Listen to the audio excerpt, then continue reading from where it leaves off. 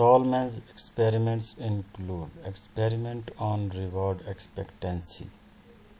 In animal experiments, Tallman and his associates trained subjects to learn a maze with the perfect food as reward. They observed that if they switched to less preferred reward, the rats displayed disgust.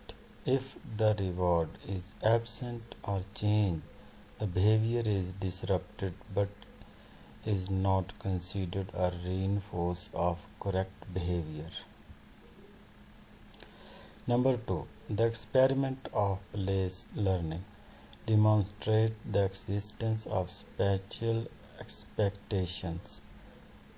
Team as rats start at different locations but reward always in the same end of the maze. The rats develop a wider spatial map that includes more than just the specific trained paths.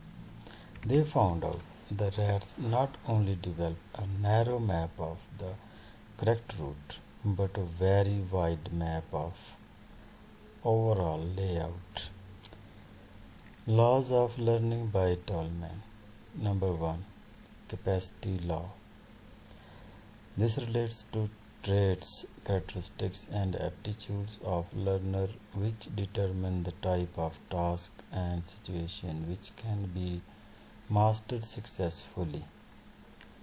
Number 2. Stimulus law.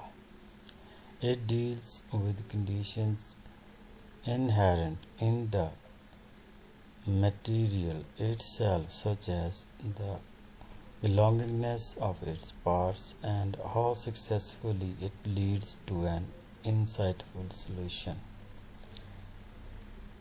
Number 3. Law concerning the manner of presentation.